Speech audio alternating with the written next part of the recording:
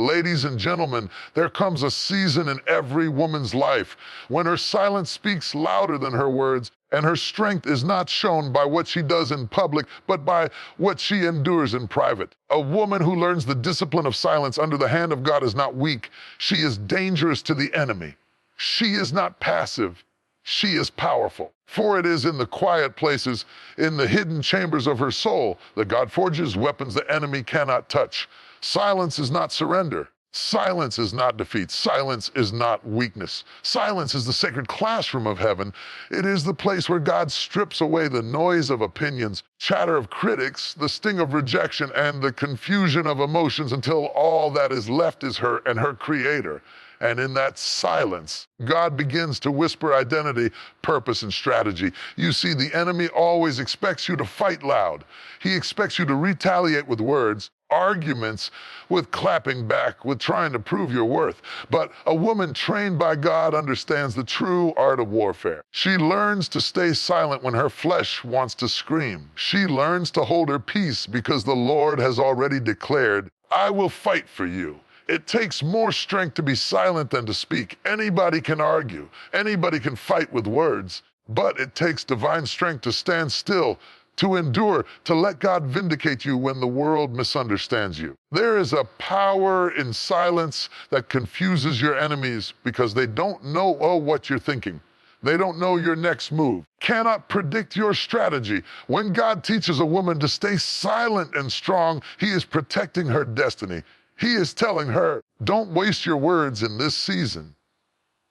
Don't waste your energy fighting battles beneath your calling. Don't let your emotions write checks your spirit doesn't want to cash. Stay quiet, stay steady, stay strong. Because I am setting the stage for your breakthrough.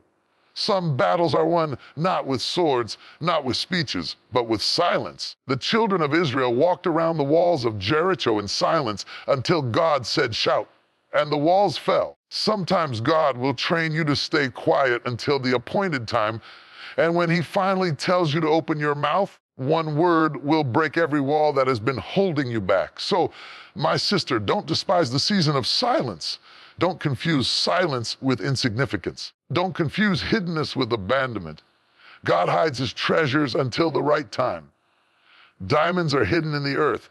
Pearls are hidden in the oyster. Gold is hidden in the ground. And when He hides you, He is not punishing you. He is preserving you. And when the time comes, you won't need to argue. You won't need to explain. You won't need to defend. Your life will speak. Your fruit will speak. Your strength will speak. And your silence will testify that you trusted the one who fights for you. There is a misconception in our culture today. We are taught that to be strong, you must always be loud. To be bold, you must always speak. To be courageous, you must always be seen. Let me tell you, there is a kind of strength that does not shout. There is a kind of power that does not parade itself. There is a kind of courage that does not need to be validated by applause or affirmation. That strength is found in silence. We live in a noisy world. Everyone has an opinion. Everyone has a platform. Everyone has something to say. And the pressure of this world tells us that if we don't respond, if we don't explain ourselves, if we don't defend our reputation, then we are weak. But I came to remind you today that silence is not surrender. Silence is not giving up. Silence is not being passive. Sometimes silence is the loudest declaration of trust in God. A woman learns the discipline of silence. She steps into another level of power. Because silence says, I don't need to fight this battle in my flesh. I don't need to argue with those who don't understand me. I don't need to clap back at the critics who are waiting for me to stumble. I will stay silent because my silence is an act of strength, and my strength is in the Lord. The enemy wants you to believe that your voice is your only weapon. God is showing us that sometimes the greatest weapon is silence. Look at Jesus on the cross. When they accused Him, He didn't fight back with words. When they mocked Him, He didn't argue. When they spat on Him, He didn't explain Himself. He stood silent because He knew that His silence was strength. His silence was obedience. His silence was strategy. And his silence led to victory. Do you know how much strength it takes to stay silent when your flesh wants to scream? Do you know how much power it takes to hold your tongue when you have the perfect comeback? Do you know how much faith it requires to stay still when everyone is pushing you to react? That is not weakness.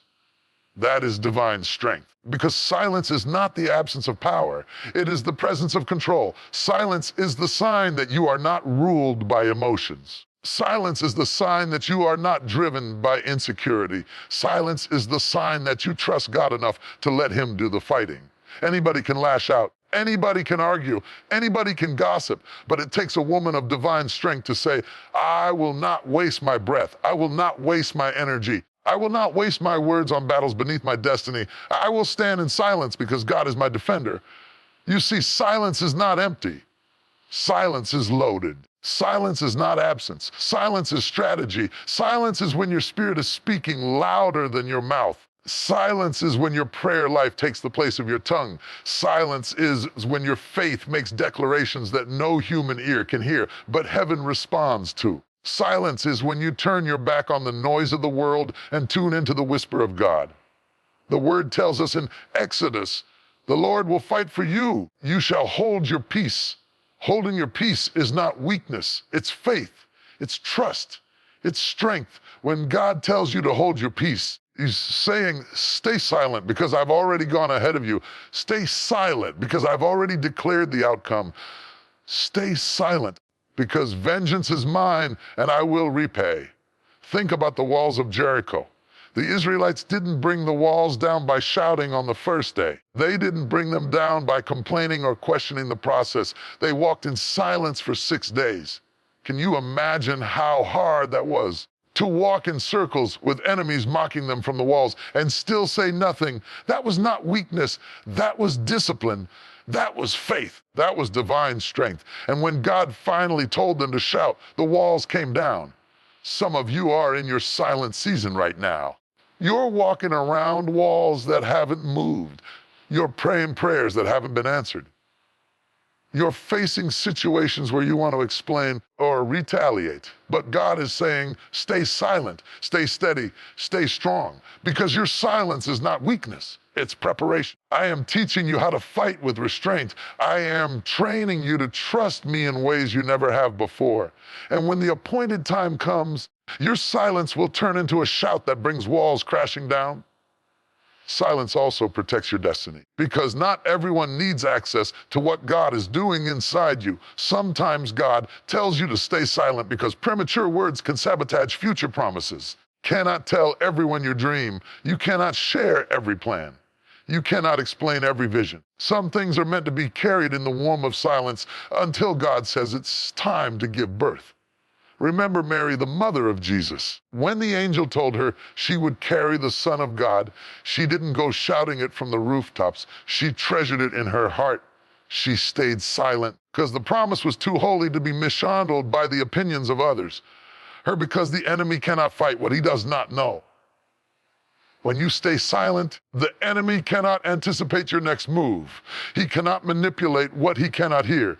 He cannot steal what you have not spoken. Your silence becomes a shield around your destiny. So the next time you feel pressure to explain yourself, remember this, your silence is speaking. The next time you want to defend your name, remember your silence is protecting. The next time you are tempted to retaliate, remember your silence is warfare. Your silence is power. Your silence is strength. Silence does not mean you are powerless. Silence means you are powerful enough not to waste your power on things that don't matter. Silence does not mean you are invisible. Silence means you are wise enough to let your fruit speak for you. Silence does not mean you are weak. Silence means you are strong enough to trust God when it feels easier to trust your tongue. So stand tall in your silence. Walk strong in your silence. Rest secure in your silence, because your silence is not weakness. It is divine strength. And when the time is right, when the walls are ready to fall, when the battle is ready to shift, God himself will release your voice. And when you finally open your mouth, your words will carry weight Your shout will carry victory, and your voice will carry destiny. Life is full of lessons, but some of the most powerful lessons God teaches us are not taught in the noise, not in the chaos, not in the applause, not even in the pulpit, but in silence. Silence is God's classroom. It is the sacred space where He enrolls us into lessons no book can contain, no teacher can articulate, and no experience outside of Him can give. Silence is the holy ground where He trains our ears to hear His whisper, molds our spirit to discern His will, shapes our character for destiny. We don't like silence because silence feels uncomfortable. Silence exposes us to ourselves. In silence, we hear the questions we've been avoiding. In silence, we face the pain we've been trying to ignore. In silence, the noise of distraction is stripped away. What remains is the raw, unfiltered truth about where we really are with God. And yet, it is in that very silence that God teaches us the deepest lessons of life. God uses silence to develop us. Sometimes you're praying and heaven seems quiet. Sometimes you're searching for answers and all you feel is stillness. Sometimes you're expecting God to thunder from the sky, steady whispers in the silence of your soul. That silence is not abandonment, it's education. God is teaching you something. God is cultivating patience. God is strengthening your faith. God is showing you that He doesn't have to speak loudly to be present. His silence is not absence, it's instruction. Think about Elijah. He stood on the mountain waiting for God. First came the wind, but God was not in the wind. Then came the earthquake, but God was not in the earthquake. Then came the fire, but God was not in the fire. And then came a still, small voice. God was in the silence. He was teaching Elijah that divine communication is not always found in dramatic displays of power, but in the quiet, subtle moments where you must be still enough to hear Him. Silence became Elijah's classroom. In silence, God teaches us patience. We live in an instant world. We want answers now, breakthroughs now, miracles now. But silence slows us down. Silence forces us to wait. Silence teaches us that faith is not about speed, it's about endurance. When God doesn't answer right away, He is training us to trust His timing over our timeline. He is teaching us that delay is not denial and waiting is not wasting. Silence builds endurance. Endurance builds strength. And silence, God teaches us discipline. Because silence is not empty. It is intentional. It takes discipline to shut down distractions. It takes discipline to sit in stillness without reaching for your phone, without running back to your comfort zones, without filling the air with unnecessary words. Silence requires focus. That focus becomes the ground where revelation is planted. If you cannot handle silence, you cannot handle growth, because growth requires the discipline to listen more than you speak. In silence, God teaches us trust. When He is silent, He is asking us, will you trust me even when I'm quiet? Will you still walk by faith when you don't hear my voice? Will you still follow me when you don't see my hand? Silence tests our loyalty. It reveals whether we love God for who He is or for what He does. It strips away our dependence on feelings and roots us in faith. Trust that is only sustained by constant affirmation is shallow. Trust that survives silence is unshakable. In silence, God also teaches us strength, because silence trains us not to react out of emotion. Silence teaches us to endure opposition without responding to every critic. Silence trains us to be strong enough to let God fight our battles. Do you know how much strength it takes to stay silent when accused, misunderstood, or attacked? Jesus Himself modeled this strength. He stood before Pilate and the crowd shouted for His crucifixion. He remained silent. His silence was His strength. His silence was His testimony. His silence fulfilled prophecy. But silence is not just about restraint. It is about revelation. God reveals Himself in silence in ways He never does in noise. It is in the quiet hours of prayer, when no one is watching, that God opens mysteries to your spirit. It is in the silence of the night, when your heartache is and tears fall, that He speaks comfort words the world will never hear. It is in the silence of solitude, when you shut the door and block out distractions, that heaven downloads strategies for your destiny. Silence is not punishment, it is preparation. Before God elevates you, He often silences you. Before he releases you into destiny, he enrolls you in the classroom of quiet. Joseph had to endure the silence of the prison before the sound of the palace. Moses spent 40 years in the silence of the wilderness before God's thundering voice from the burning bush. Even Jesus spent 30 years in the silence of preparation before 3 years of ministry. Silence is not wasted. It is the womb of greatness. And sometimes silence itself is the answer. Sometimes God doesn't respond to your prayer with explanations because he himself is the answer. Sometimes he doesn't remove the silence because he wants you to know him in a deeper way. Silence matures your prayer life. Silence teaches you that prayer is not just about talking to God. It is about being still enough to listen. Silence also protects you. Every secret God reveals to you is meant to be spoken. Not every vision is meant to be shared. Not every revelation is for public display. Silence is the vault where God stores the treasures of destiny. It guards you from premature exposure, from critics who would crush what is still growing, from the enemy who would attack what is not yet ready. So the next time God is silent, don't despise it. Don't panic.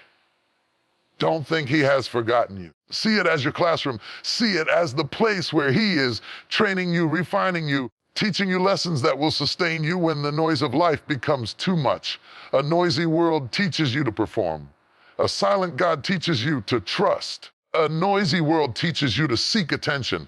A silent God teaches you to seek his presence. A noisy world teaches you to fight every battle with words. A silent God teaches you to win wars on your knees. Silence is God's classroom, and every woman and man who wants to walk in divine purpose must sit in it. Don't rush through it. Don't escape it. Don't despise it. Lean into it, because in that silence, you will discover lessons that no storm can erase, no trial can steal, and no enemy can undo. There is a power that many people overlook. It is not the power of shouting. It is not the power of clapping back. It is not the power of defending your name or proving your point. It is the power of silence. Silence is not weakness. It is warfare. Silence is not cowardice, it is strategy. And when used under the guidance of God, silence is a weapon that disarms the enemy completely. The enemy thrives on noise. He thrives on reaction. He thrives on chaos. His goal is to push you to respond in your flesh, to drag you into unnecessary battles, to provoke you into wasting energy on things that don't even matter. He knows that if he can control your tongue, he can control your peace. If he can dictate your response, he can disrupt your destiny. But when you choose silence, when you refuse to give him what he wants, you strip him of his weapon. The enemy is disarmed by silence. Think about it. The enemy's attacks often come through words. Words of accusation, words of doubt, words of fear, words of gossip, words of lies. He whispers lies in your ear. He stirs up people to speak against you. He creates scenarios where your natural instinct is to fight back, to prove them wrong, to justify yourself. But silence is your shield. Silence says, I don't need to respond to lies because truth will stand on its own. Silence says, I don't need to lower myself to defend what God has already vindicated. Silence says, you cannot control me with words because my confidence is in God, not in your opinion. Do you know why silence disarms the enemy? Because silence frustrates him. He expects you to be reactive. He expects you to lash out. He expects you to fight back in the flesh. And when you don't, when you stand still, when you refuse to let your emotions dictate your response, you confuse him. Silence denies him access. Silence leaves him powerless. Silence makes his attacks ineffective. Look at Jesus. When he was arrested, when false witnesses accused him, when the leaders mocked him, Scripture says he remained silent. He could have defended himself. He could have explained his innocence. He could have silenced them with a word. He chose silence. Why? Because his silence disarmed the accuser. His silence fulfilled prophecy. His silence proved that he was in complete control. The devil thought he was winning. But in reality, Jesus was fighting with silence and winning. Silence is not about saying nothing. It's about saying everything without words. It says, I trust God enough to hold my peace. It says, I don't need to win arguments because the Lord is my defender. It says, no weapon formed against me shall prosper. Every tongue that rises against me, God himself will condemn. Silence is not empty. It is full of faith. It is a declaration that God will do the fighting. The enemy also uses conflict to drain you. If he can get you to fight battles that don't matter, you won't have strength for the ones that do. If he can get you to argue with people who don't even care about truth, you'll lose focus on your purpose. Silence is strategy. Silence says, I will not waste my breath on arguments beneath my destiny. Silence says, I will not let my enemies distract me from my assignment. Silence protects your energy so you can use it where it matters most. Think of the children of Israel at Jericho. For 6 days, they marched around the walls in silence. Their enemies on the wall must have mocked them. What are you doing down there? You look foolish. But they said nothing. They just walked. They stayed silent because God commanded. On the 7th day, when they finally opened their mouths to shout, the walls fell.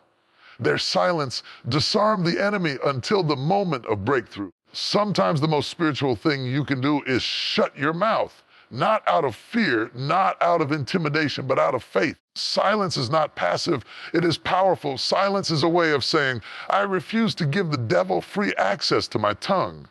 Silence says, I know who I am, and I don't need to prove it to anyone. Silence says, my destiny is too valuable to be wasted on distractions. The enemy cannot handle silence because silence takes away his playground. Gossip dies when it has no echo. Lies lose power when you don't respond to them. Accusations crumble when you refuse to dignify them with a reaction. The enemy feeds on your words, but silence starves him. You see, silence is not just the absence of speech, it is the presence of restraint. And restraint is a fruit of the Spirit. It takes divine strength to hold your tongue when you have every reason to use it. It takes self-control to stand still when your emotions are screaming for release. That kind of silence is not weakness. It is maturity. It is victory. Even in prayer, silence is a weapon, because when you stop arguing with people and start talking to God, heaven moves on your behalf. When you shut your mouth to men and open your heart to God, battles are fought in the spirit that your words could never win in the flesh. The enemy trembles when you choose silence because he knows it means you've shifted the fight from your hands to God's hands. And in God's hands, the enemy always loses. There are times when God will instruct you to speak, but there are also times when he will instruct you to stay silent.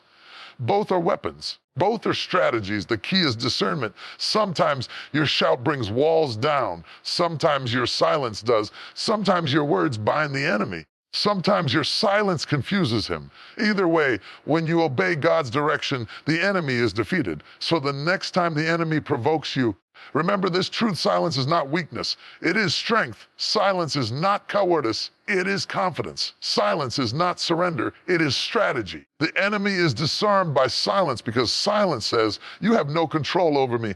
You cannot dictate my response. You cannot steal my peace. You cannot drag me into battles that don't belong to me. Yes, sometimes silence hurts. Sometimes silence feels unfair. Sometimes silence feels like weakness. In the spirit, silence is power. In the kingdom, silence is warfare. In God's hands, silence is a weapon that defeats your enemy without you saying a word. Walk boldly into your silent seasons. Embrace the discipline of holding your tongue. Let your silence speak louder than your words, because the enemy is disarmed by silence, and your victory will not come by your arguments, but by your ability to trust God enough to be still. There comes a time in every believer's life when God pulls you back, sets you aside, and conceals you from the eyes of the world. It feels like isolation. It feels like being overlooked. It feels like everyone else is moving forward while you are stuck in silence, tucked away, invisible. And in those moments, the enemy will whisper lies. You're being punished. You've been forgotten. You've been rejected. But the truth is this: hiddenness is not punishment. Hiddenness is preservation. God hides what he values. God conceals what is precious.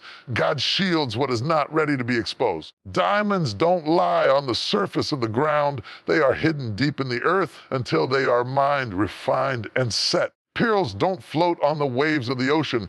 They are hidden inside the shell of the oyster, protected until they are fully formed. Oil doesn't flow from the surface. It comes from olives crushed and pressed in secret places. Gold doesn't sparkle on top of the soil. It is hidden and must be discovered. Everything precious is hidden. So when God hides you, He is not punishing you. He is protecting you. He is saying, you are too valuable to be exposed before your time. You are too precious to be handled carelessly. You are too vital to your assignment to be wasted on the wrong people or wrong season. Hiddenness is God's way of preserving the treasure He placed inside you until the right moment. Moses, he was hidden as a baby in a basket floating on the Nile while Pharaoh's decree demanded the death of Hebrew boys. To the world, it looked like weakness. To his family, it looked like desperation. But in reality, God was preserving him. His hiddenness saved his life. And years later, that same Moses who was hidden became the deliverer of a nation. Hiddenness was not punishment. It was preservation.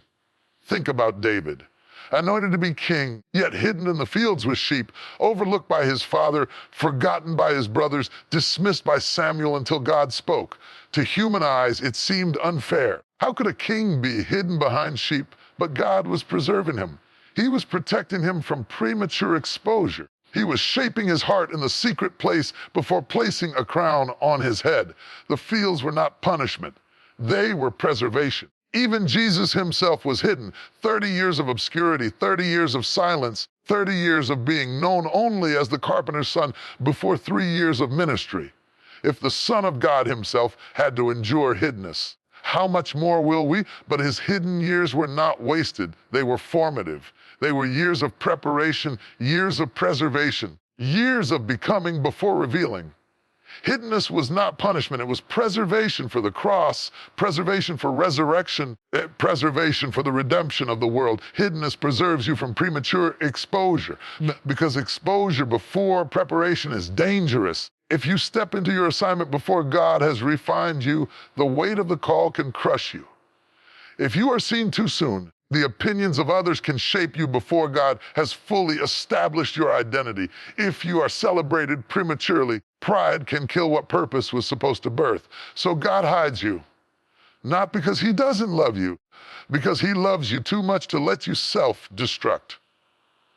Hiddenness also preserves you from the wrong connections. There are people who would misuse your gift, exploit your anointing, drain your strength, and derail your assignment if God allowed them access too soon. Hiddenness protects you from being mishandled. It shields you from relationships that are not aligned with your destiny. It separates you from voices that would confuse your direction.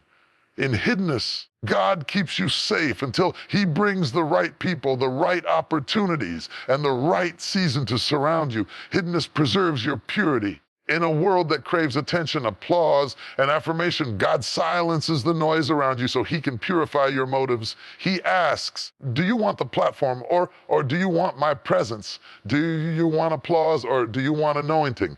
Do you want recognition? Do you want relationship with me? Hiddenness strips away performance and teaches you to serve God for who He is, not for what you get from it. Hiddenness develops authenticity because when nobody is watching, your worship is real, your prayer is genuine, and your faith is tested. Hiddenness is also preservation for your destiny because destiny requires strength you don't have yet. It requires wisdom you haven't gained yet. It requires resilience that only trials can produce. Hiddenness gives you space to grow without the weight of expectation crushing you. Gives you the chance to fail privately so you can stand publicly. It gives you the opportunity to practice in secret what you will be required to perform in public. Don't despise your hidden season. Mistake obscurity for insignificance. Don't confuse invisibility with irrelevance. Hiddenness is holy. Hiddenness is preparation. Hiddenness is preservation. It is in the cave where David wrote psalms that still comfort us today. It is in the desert where Moses learned to hear God's voice. It is in the secret place where Jesus prayed until his sweat became blood. Hiddenness is where giants are formed, warriors are trained, and destinies are secured. You might feel right now like no one sees you, no one hears you, no one recognizes your worth. But God sees, God knows, God remembers. And God is saying, I am hiding you because I am preserving you. I am keeping you because you are not ready yet. I am covering you because the time is not right yet. When the time comes, no one will be able to stop what I have prepared in you. Understand this. when God finally reveals what he has been hiding, will be undeniable. When Joseph stepped out of prison in the palace, nobody could deny the hand of God on him. When David went from shepherd to king, nobody could deny he was chosen. When Jesus came out of 30 years of hiddenness, nobody could deny that he spoke with authority and walked in power. When your season of hiddenness ends, the fruit of your preparation will speak for itself. So embrace the hidden season, rest in it, learn in it, grow in it, because it will not last forever. And when God brings you out, when he reveals you, when he uncovers the treasure he has preserved inside you, you will shine brighter, stand stronger, and walk bolder than you ever imagined. Hiddenness is not punishment, it is preservation. And preservation means you are being prepared for something greater than what you see now. Trust the hiding. Trust the process. Trust the God who loves you enough to conceal you until the time is right. There is power in timing. There is power in knowing not just what to say, when to say it. There is power in learning that your silence is a season, not a sentence. For every believer, there comes a moment when God whispers, "Now, speak." And when that moment comes, your voice carries weight it never had before. Because at the right time, God releases your voice. You see, many people confuse silence with suppression. They think being quiet means being overlooked, forgotten, or ignored. But silence under God's hand is not suppression. It is strategy. God often holds back your voice, not because you have nothing to say, because what you carry is too valuable to be wasted in the wrong season. He keeps you quiet until the time when your voice will not only be heard, but it will shift atmospheres, break chains, and open doors. Look at the story of the children of Israel walking around Jericho. For 6 days, they were instructed to march in silence. They could see the walls. They could feel the eyes of their enemies mocking them from above. Every fiber of their being wanted to shout, to fight, to prove their strength. But God said, "Stay silent." Why? Because the appointed time had not come yet. The 7th day, after silence had prepared them, God said, "Now shout." And when they did, the walls came crashing down. Their silence made their shout more powerful. Their restraint made their release more effective. Your voice has timing attached to it. God has assigned a moment when what you speak will carry divine authority. If you speak too soon, your words fall flat. If you speak too late, your words miss the moment. But when you speak at the right time, your words are arrows in the hand of God, hitting the target with precision. That is why he sometimes holds your tongue in one season to strengthen it for another. Consider Zechariah, the father of John the Baptist. The angel told him that Elizabeth would bear a son. Zechariah doubted. And in that moment, God silenced him. His voice was taken until the baby was born, because words carry power, and God could not allow unbelief to sabotage a miracle. But when John was born, Zechariah's tongue was loosed, and his voice broke forth in prophecy. At the right time, God released his voice, not in doubt, but in faith. Some of you are in your silent season. You feel like you have something to say, but no one is listening. You feel like your voice has been muted. You feel like God has sat you down while others are speaking. Don't be discouraged. Don't mistake silence for insignificance. God is preserving your voice for the right time. He is seasoning it with wisdom. He is refining it with experience. He is shaping it with humility. Because when he releases it, it will not be ordinary. It will carry authority. Even Jesus understood timing. For 30 years, he lived in obscurity. The Son of God, the Savior of the world, hidden in Nazareth, silent in public ministry. He didn't preach in the temple as a boy. He didn't perform miracles as a teenager. He didn't release his voice until the time was right. And when he finally opened his mouth and declared, "The Spirit of the Lord is upon me," the world shifted. His voice carried heaven's authority because he waited for God's timing. There is danger in premature voices. Voices released before their time lack maturity, lack wisdom, lack authority. They echo, but they don't carry weight. They speak, but they don't shift anything. That's why God hides you. That's why he silences you. That's why he holds you back. Because he knows the value of timing. He knows that a voice released too early can be wasted, but a voice released at the right time can change nations. Think of Esther. She was hidden in the palace, silent about her identity as a Jew. It wasn't time yet. But when her people were under threat, Mordecai reminded her, "Oh, knows if you were born for such a time as this." At the right time, Esther opened her mouth. Her voice changed the fate of an entire nation. If she had spoken too early, she might have lost influence. If she had spoken too late, people might have perished. But because she spoke at the right time, her voice carried divine power. The same God who timed Esther's voice, who timed Jesus' ministry, who timed Israel's shout, is timing your voice. And when the moment comes, you won't need to fight for a platform. You won't need to beg for an audience. You won't need to force people to listen. God himself will open the door, set the stage, release your voice in a way no man can shut. Your voice is not just sound, it is assignment. That's why the enemy fights it so hard. That's why he tries to silence you through fear, insecurity, rejection, and intimidation. He knows your voice carries destiny. He knows your words are weapons. He knows that when God releases your voice, chains will break, strongholds will fall, and lives will be transformed. That's why he attacks you in your silence, because he's terrified of your release. But here's the good news: the enemy cannot stop God's timing. He cannot mute what heaven has ordained. He cannot shut down what God has prepared. He cannot cancel the release of your voice when the time comes. He may delay. He cannot deny. And when God looses your tongue, the same people who overlooked you will hear you. The same ones who doubted you will witness your impact. The same places that shut you out will have to make room for the sound God put inside you. And when that moment comes, speak boldly. Speak with authority. Speak with faith, because you are not just speaking words, you are releasing destiny. Your voice will not just be heard, it will be felt. It will not just echo, will shift. It will not just inform, it will transform, because at the right time, God will release your voice. Do not despise the silent season. Do not rush the waiting room. Do not push against the hiddenness, because silence is shaping you, waiting is refining you, and hiddenness is preserving you.